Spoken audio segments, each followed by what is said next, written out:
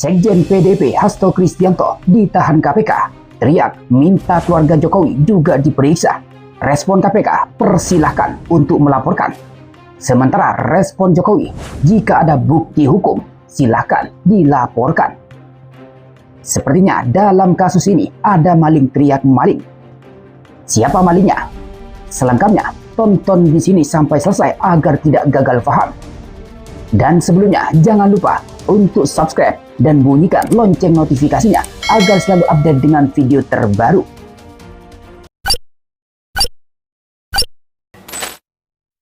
Assalamualaikum warahmatullahi wabarakatuh. Hai sahabat arah baru, bertemu kembali dengan saya di channel ini. Sahabat arah baru, kali ini kita akan membahas terkait kisruh panas hubungan antara PDI Perjuangan dan mantan kadernya dan mantan presiden ke-7, yakni Joko Widodo atau Jokowi. Di mana puncak ketegangan ini terjadi setelah sekjen dari PDI Perjuangan Hasto Kristianto ditahan oleh Komisi Pemberantasan Korupsi atau KPK pada 20 Februari 2025 kemarin. Adapun yang paling disorot dalam kasus ini adalah nyanyian atau teriakan Hasto bahwa penangkapan ini menjadi momentum bagi KPK untuk juga memeriksa keluarga Jokowi, seperti dugaan gratifikasi putra bungsunya Kaisang Pangarep, hingga dugaan penyalahgunaan bantuan sosial atau bansos untuk memenangkan putra sulungnya Gibran Rakabuming Raka pada Pilpres 2024 lalu. Tentu dengan nyanyian Hasto ini, publik bertanya-tanya, kenapa berteriak minta KPK juga memeriksa keluarga Jokowi? Sontak nyanyian Hasto ini mendapat respon dari banyak pihak. Bahkan pakar menilai nyanyian Hasto seperti maling teriak maling. Dan bahkan ada yang menilai nyanyian Hasto ini merupakan sesuatu yang sangat serius. Sebab dia berteriak lantang minta KPK untuk memeriksa keluarga Jokowi setelah dirinya ditetapkan oleh KPK sebagai tersangka. Kenapa tidak sejak Pilpres 2024 atau sebelumnya saat hubungan mereka harmonis? Sementara tanggapan dari KPK soal nyanyian Hasto meminta KPK memeriksa keluarga Jokowi, KPK mempersilahkan untuk melaporkan dengan membawa dokumen. Nah, ini tambah aneh lagi, seolah-olah tidak pernah ada laporan terkait Jokowi. Bahkan aktivis 98 Ubaidillah Badrun mengaku telah membuat laporan sebanyak 5 kali. Saya mungkin sudah ke 5 kali ya datang ke KPK. Jadi ternyata telah banyak laporan terkait kasus yang dikaitkan dengan Jokowi dan keluarganya. Respon ini disampaikan langsung oleh Ketua KPK Setio Budianto yang mengatakan setiap orang yang mengetahui adanya tindak pidana korupsi bisa melaporkan ke KPK dengan membawa bukti-bukti dan dokumen lengkap. Setio juga menjelaskan bahwa setiap aduan yang masuk akan dilakukan verifikasi dan validasi sesuai aturan yang berlaku.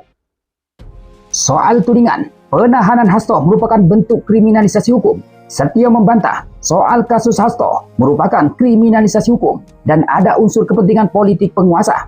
Justru menurutnya, penetapan Hasto sebagai tersangka merupakan bentuk penegakan hukum. Secara terpisah, Wakil Ketua KPK Fitroh Cahyanto menegaskan suap proses pergantian antar waktu atau PAW anggota DPR RI dan perintangan penyidikan yang menjerat sekjen PDIP Hasto Kristianto itu. Fitroh menegaskan proses hukum Hasto murni berdasarkan fakta hukum. Sementara respon Presiden ke-7 Republik Indonesia Joko Widodo atau Jokowi menanggapi pernyataan Hasto meminta KPK untuk memeriksa keluarganya. Jokowi merespon santai. Bahkan Jokowi sesumbar jika ada fakta dan bukti hukum terkait dirinya dan keluarganya dipersilahkan untuk dilaporkan. Kemudian pertanyaannya, apakah benar soal kasus yang dituduhkan kepada Jokowi dan keluarganya belum pernah dilaporkan ke KPK? Mari kita cek faktanya.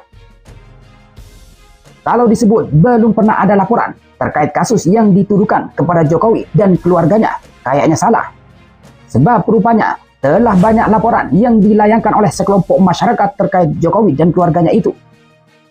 Salah satu contohnya, laporan yang pernah dibuat oleh aktivis 98 soal 1. Laporan Jokowi soal tokoh terkorup menurut OCCRP. Ubaidillah Badrun dan sejumlah aktivis 98 telah melaporkan ke KPK soal hasil riset Organized Crime and Corruption Reporting Project atau OCCRP, Aliansi Jurnalis Investigasi Global, yang memilih mantan Presiden Joko Widodo atau Jokowi sebagai salah satu tokoh terkorup tahun 2024. Para aktivis yang tergabung dalam Nurani 98 itu juga mendesak KPK untuk segera memeriksa harta kekayaan Jokowi dan keluarganya. Hal ini disebabkan karena berdasarkan laporan harta kekayaan penyelenggara negara atau LHKPN, kekayaan Jokowi tercatat mengalami peningkatan signifikan hingga 186,2% selama menjabat sebagai kepala negara. Soal kedua, laporkan Kaisang dan jet pribadi. Ubaidillah Badrun juga pernah melaporkan putra bungsu dari Presiden Jokowi, yakni Kaisang Pangarep, soal gaya hidup mewah, termasuk penggunaan jet pribadi Gulfstream 650ER dengan kode pesawat N588SE. Ubaidillah mendatangi Komisi Pemberantasan Korupsi atau KPK pada Rabu 28 Agustus 2024 lalu bersama kuasa hukumnya, AH Wakil Kamal. Alasannya, kata Ubaidillah, biaya transportasi jet pribadi mewah Gulfstream yang bisa mencapai miliaran rupiah di tengah rakyat yang hidupnya makin menderita. Bahkan saat itu sebanyak 9,89 juta generasi muda menganggur, ujar Ubaidillah dalam laporan yang diserahkan ke KPK pada Rabu 28 Agustus 2024 lalu. Soal ketiga, dugaan pencucian uang Gibran dan Kaisang.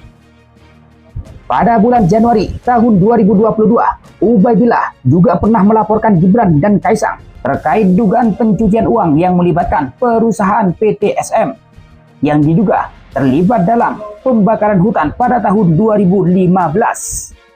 Perusahaan tersebut pernah dituntut oleh Kementerian Lingkungan Hidup dengan nilai ganti rugi sebesar 7,9 triliun rupiah. Akan tetapi Mahkamah Agung hanya mengabulkan sebesar 78 miliar rupiah pada Februari tahun 2019. Ubaidillah menuduh di saat bersamaan Gibran dan Kaisang menjalin kerjasama bisnis dengan PT SM, menerima dana sebesar 99,3 miliar rupiah dalam 2 kali transaksi dan membeli saham senilai 92 miliar rupiah. Sahabat Arah Baru, selain 3 laporan yang disebutkan ini, ternyata masih banyak laporan yang lainnya. Tapi kayaknya belum ada tindakan nyata dari KPK. Entah karena memang kurang bukti atau karena apa. Yang jelas, ada laporan. Terkait pernyataan Ketua KPK yang saat ini, mungkin maksudnya adalah agar dilaporkan kembali kalau memang ada bukti. Sementara laporan yang sudah lalu tidak cukup buktinya. Mungkin seperti itulah maksudnya. Lantas bagaimana pendapat sahabat Arah Baru dengan kabar ini? Silakan sampaikan pendapat Anda di kolom komentar di bawah. Dari saya, terima kasih. Wassalamualaikum warahmatullahi wabarakatuh.